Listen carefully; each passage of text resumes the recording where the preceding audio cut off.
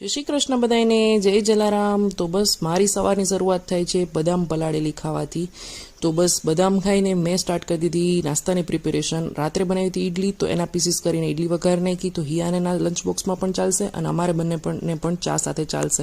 તો ઈડલીમાં અમે નાખી છે મરચું, થોડુંક એવું મીઠું અને થોડીક એવી દળેલી ખાંડ, એટલે ખાટો મીઠો સરસ સ્વાદ આવે। અને આંસીબેન અમારે હમણાં હિયાની સાથે જ ઉઠી જાય છે, ઇવન હિયાની પણ પહેલાં, એટલે મસ્ત મજાના કલાક દોઢ કલાક તોફાન થાય। તો હિયાને ઈડલી બહુ ભાવે, એટલે એને થોડીક પહેલાં ખાધી અને પછી લંચ બોક્સમાં પણ લઈ ગઈ।